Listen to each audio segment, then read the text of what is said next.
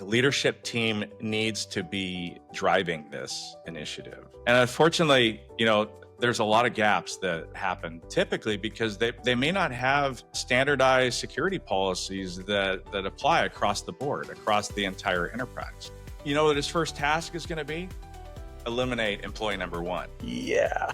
Welcome to The Growth Switch, the podcast where we explore the strategies, struggles, and breakthroughs of bold business leaders. I'm your host, Jules Fox, growth strategist and lead content creator at Media. I'm here to uncover how today's top brands are scaling, overcoming challenges, and unlocking sustainable success. Now, for those of you just tuning in, Iris Media helps grow successful brands with comprehensive hands-on support for sales, business development, and performance marketing.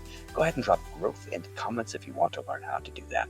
Now, today on The Growth Switch, we're joined by Dave Brewer. He's the founder, CEO, and best-selling author and cybersecurity strategist. He spent 35 plus years helping businesses turn IT operations, cybersecurity, and AI-ready infrastructure into true competitive advantages. Dave, welcome to the podcast. Thank you. Thank you for that great introduction.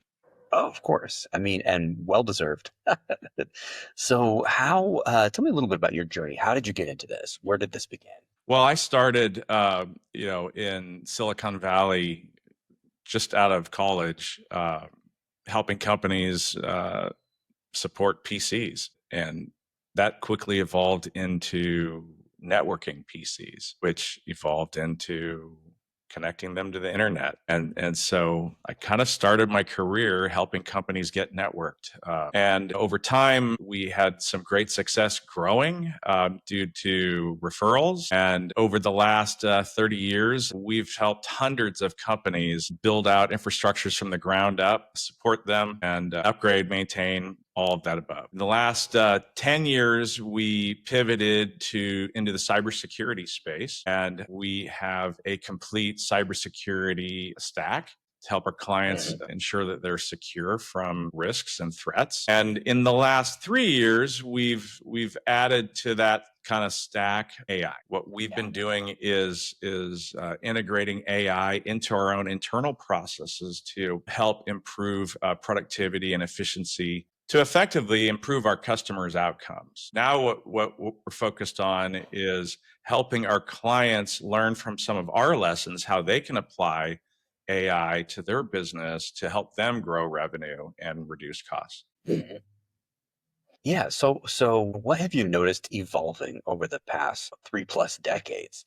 I don't think that cybercrime used to be a thing, or it was definitely on the table intellectually, but not in the capacity that it is now. So what should people know right now about AI and cybersecurity? Well, there are some basics. First of all, if a business owner is starting their journey down the AI path today, they should know that they should be on a paid subscription with a company that is at least claiming to not use your data to train their LLM model. So that would be kind of step number one. Step number two would be identify whom in your company is already leveraging AI, because unless you have an AI strategy, most likely the individual employees are already using it on their phones, which you have no control over as a business. And there's a huge potential for data loss and risk. Yeah. And yet it almost seems like there's a divergence, is that some people are overly fearful of AI and are hesitant to use it, whereas some people are just, headlong into, we're going to do this no matter what, and just don't seem to care about the consequences. Surely there's like some sort of happy medium. How do you help people who are too fearful to, embrace the potential of AI? And how do you help people who are too callous to embrace the possibility of having some security? Well, so we developed an AI readiness assessment that we suggest every one of those companies that have an interest should have performed for their business. And that will help identify if there's any gaps in their security infrastructure, and if there are things that need to change in order to improve their security posture. That is something that we offer to our clients. We also sort of suggest that as a starting point, and then the second step is talk about developing an AI strategy, which will turn into an AI roadmap. Most businesses don't actually have a plan. That's kind of the biggest problem today. And there are some recent statistics that claim that 20 within the next 24 months, 90% of all knowledge worker processes are going to be re-engineered using AI. And if companies aren't ready for that, they could be done haphazardly. Or if they're reluctant to do it or resisting that change, they may be left behind. There's also another statistic that 51% of all small businesses here in the United States have no cybersecurity measures in place. It's kind of a Yeah, frightening statistic.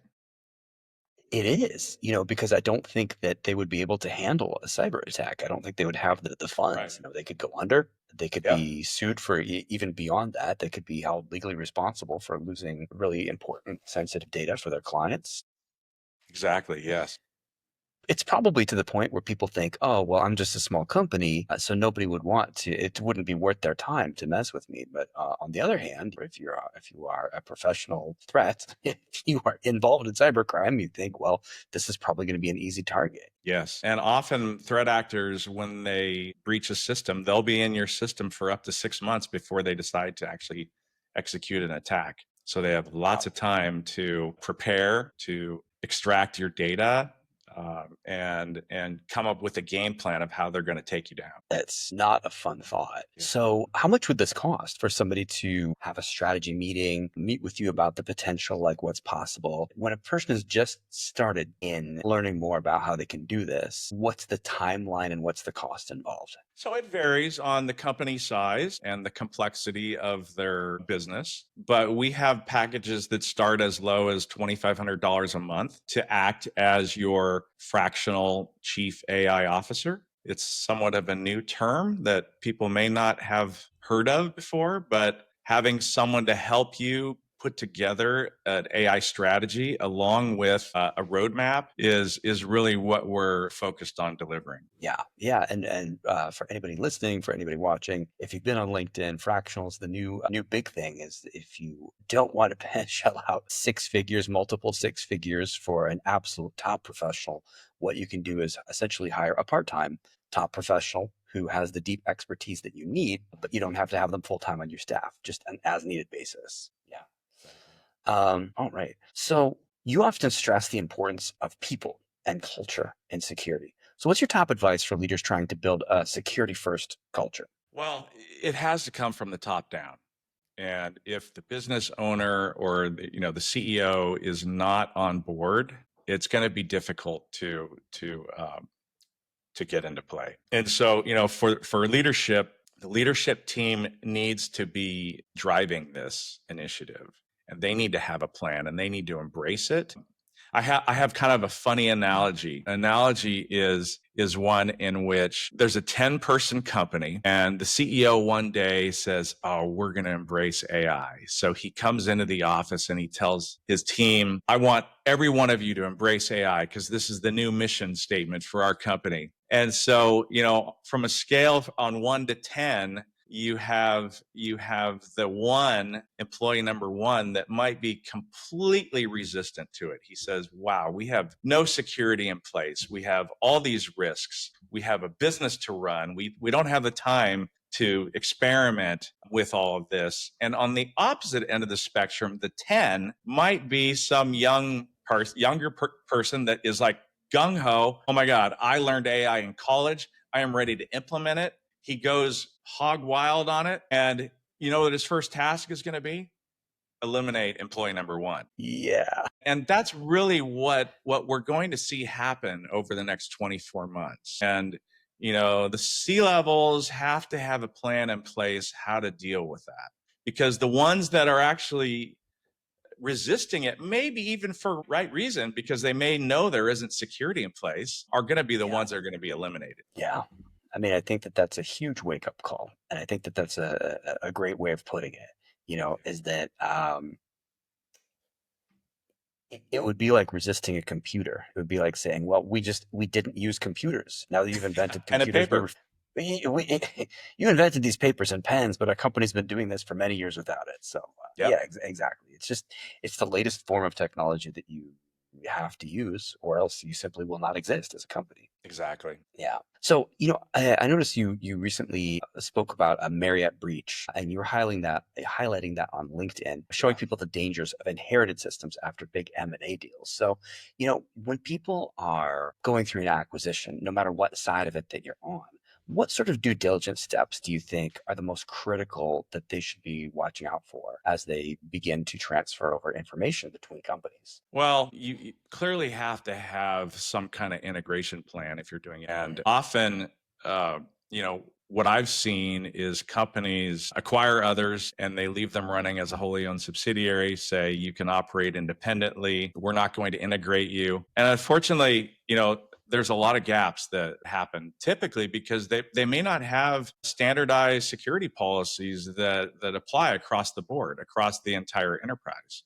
That's one of the greatest risks if you don't have alignment on security policies, procedures, and practices. That's where these vulnerabilities really pop up. Yeah, and I think that a lot of people only think of the M&A process when they're ready to go through an exit, but really companies should probably be looking at cybersecurity while they are existing before they're up for sale, so that they Yes. can be ready for a sale, so that you can, essentially get your company in as top shape as possible, regardless of whether or not you're going to, You would think, however, what I've seen is that's really not the case. A company that's, being sold might originate from the founder wanting to retire or the business owner yeah, wanting to retire. And I've seen, companies that have been around for 30 years and then they're going to sell and they don't have strong security practices in place. So you might be buying a company if you're the purchaser, unless you did all the due diligence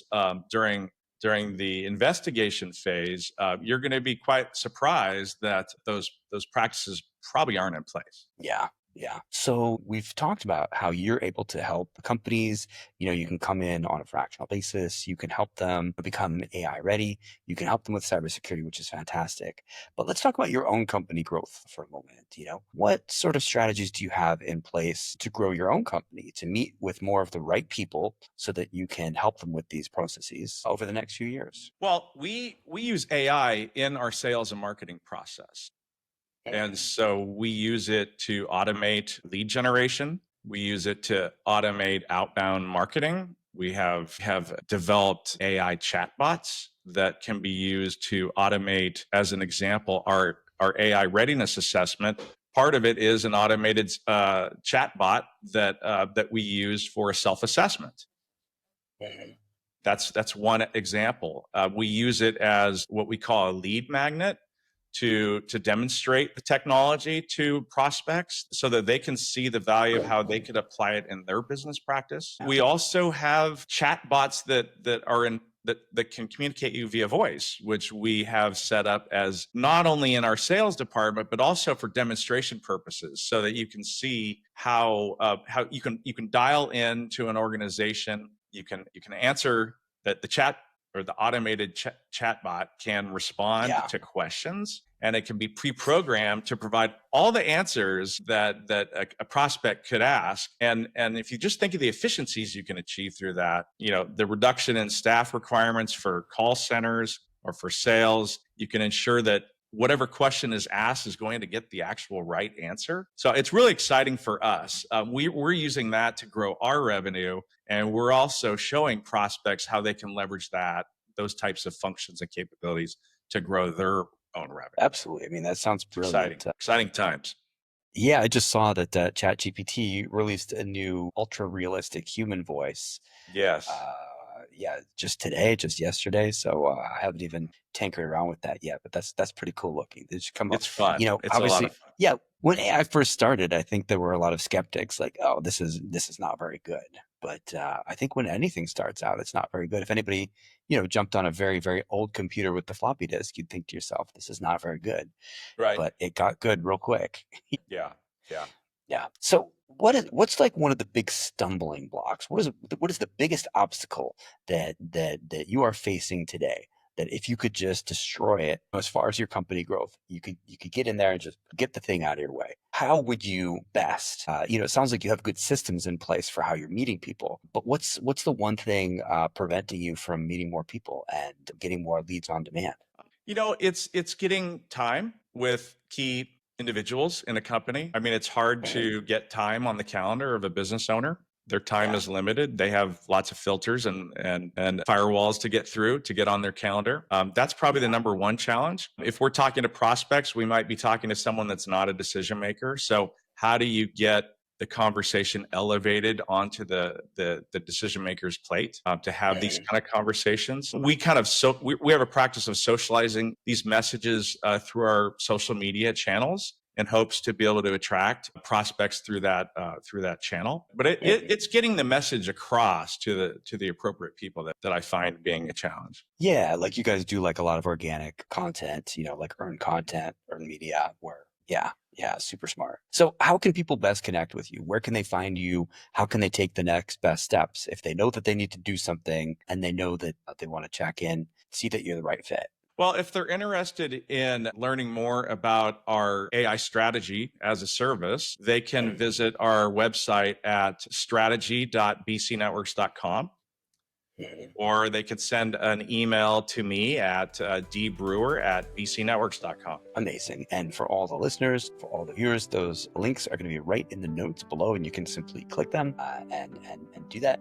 Dave, thank you so much for your time. It's been fantastic having you on the podcast. Thank Appreciate your you. expertise. Appreciate the Yeah. opportunity. Yeah. Thank you.